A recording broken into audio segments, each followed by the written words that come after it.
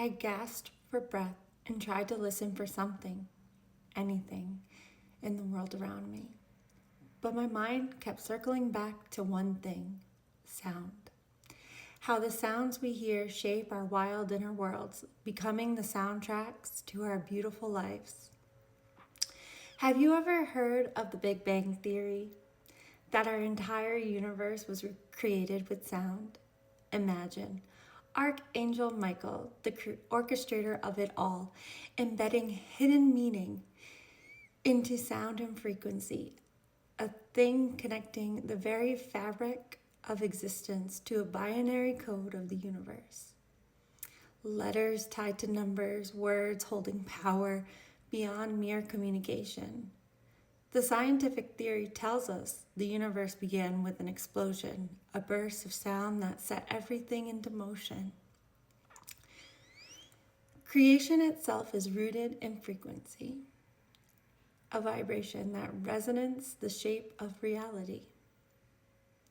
Regardless how one feels about the Bible or religion, we have all heard the story that there was nothing until God spoke it into existence. Of all the methods God could have chosen, he used words. Hindu traditions reflect this understanding as well, with the primordial sound Om, described in ancient scriptures as the original vibration of the universe, the hum of creation itself. Sound, words, and intention shape the world around us.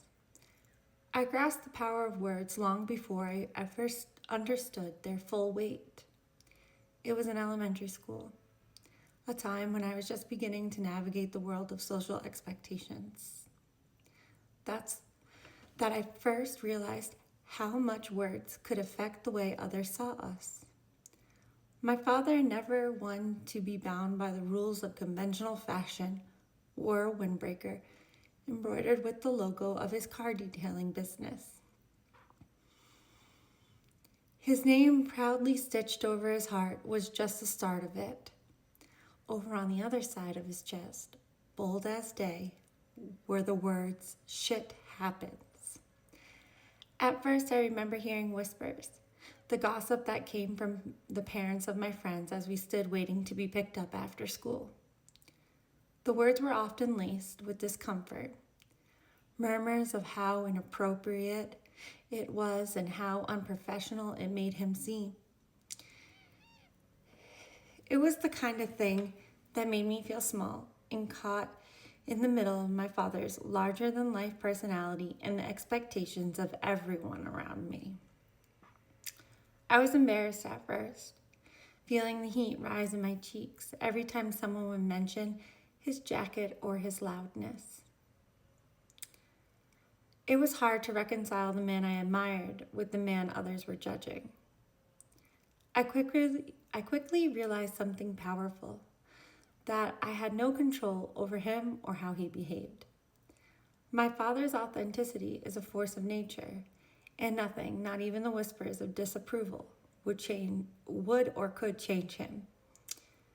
His loudness, his unfiltered personality, his refusal to be anything other than himself is his greatest gift. That's when I understood that nothing about him could embarrass me anymore. In a strange, indirect way, his unapologetic nature taught me to be the same. I learned not to bend to others' expectations, not to let judgment define my sense of self. I admired how tall he stood, so sure of who he was, wearing a jacket that most people never dared to wear. He lit up every room with the energy so infectious that people often were shocked to learn he was sober. He was just that fun, that generous, that full of joy. The way he embraced his identity, even when it made others uncomfortable, became a model for how I wanted to live. I later learned that "shit happens" was put on his jacket because he first noticed the phrase on a groomsman hat at their chaotic wedding. With a broken limo and a dress malfunction and guests running everywhere, that messy day stuck with him, and later he had the words stitched onto his jacket that it was proof that their love was an anchor. It was more than just a statement, it was a personal philosophy that he could weather every storm, remaining completely unshakable and strong. In many ways, my father is a living embodiment of that saying, born to teenage parents. He learned early to roll with life's unpredictability. He takes it all, the chaos, the imperfections, and he makes it his own. That is his magic, laughing at the storm, embracing the mess, and wearing it like a badge of honor. I let go of trying to how to control how others saw us, and in doing so, I discovered the power of being unapologetically myself, unfazed by the words I put into this reality. Curses were not taboo in our house. They were a part of rhythm of conversation, punctuating stories, venting frustrations, adding emphasis or excitement. My dad's favorite word is fuck, and he yields it with ease, a verbal multi-tool that could be soft or sharp, resigned or explosive. Naturally, I followed suit. As long as I wasn't swearing to be cruel, no one stopped me.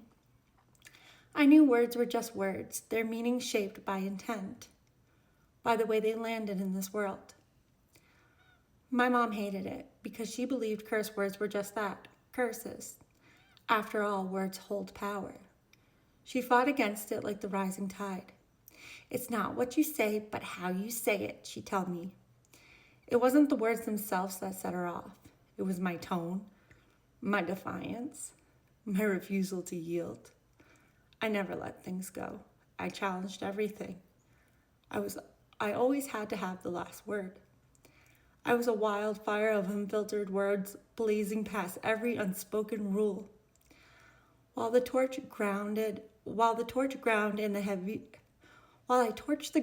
and the air was heavy, I ignored them, bottling my feelings up. But the pressure built inside of me before I could burst. The greatest struggle was learning self-control and realizing that not every thought is meant to be spoken.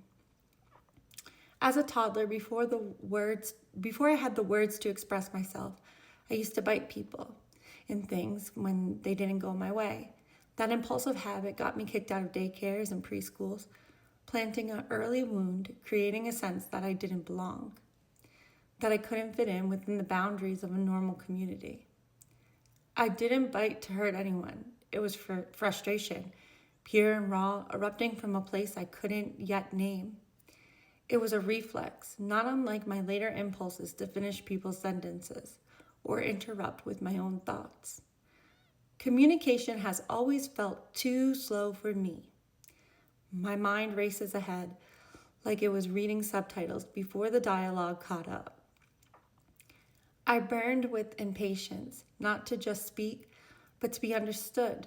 That urgency became the ember of my temper, a relentless in my expression that followed me for decades. And over time, I've learned to temper that fire, to filter without dimming my truth. I've learned that not every thought needs to be spoken. Not every fight is worth the battle. But damn, it took me a long time to believe that. My mom was always insinuating that my words were dirty. You need to wash your mouth out, she'd say. And I can still taste the chemicals, the bar of soap shoved between my teeth for something I said. I do not remember the first time it happened, but I remember the panic, the tears, the astrid sting that clung to my tongue like shame. She would hold it there, firm, ensuring the punishment stuck. This is better than the belt, she'd mutter. A quiet echo of the discipline she had endured as a child.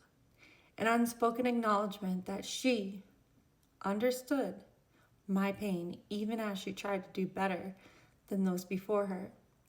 It was the harshest punishment she ever gave me, yet it never tamed my mouth. Every teacher, every workplace, every social situation, I have always been told I talk too much. I never did well with silence, especially in group settings. Silence unsettled me, made me hyper aware of all the unspoken energy in the room. And so I filled it with words, any words, almost like vomiting. I could never hold in it.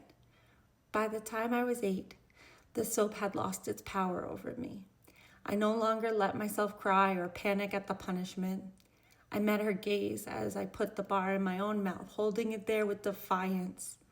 My face stayed stoic, but my eyes said everything, and they said, "Fuck off, I'll take the punishment, but you won't get the reaction you want." I still hated it, but I knew that if we got it over with, we could move on with the day. That day, the punishment felt worth the crime to me. What I didn't expect was that was the day when she stopped using it. When my out-of-pocket, sharp-tongued comments triggered her, she shifted tactics. "My God, Bethany, do you eat with that mouth?" Without hesitation, I smirked 3 times a day, feeling extra satisfied with my response. I'd add, sometimes snacks. The first time I said it, I saw something flicker in her expression. Surprise, maybe even a touch of pride, but mostly it was exasperation. She knew then what I had always known. My mouth was not something she could control. It is not about what you say, but it's how you say it, because words are just words until we breathe power into them, vibrating them into existence. And I will never let mine be silenced. One thing is for sure, I know I'll never be remembered for a woman who kept her mouth shut.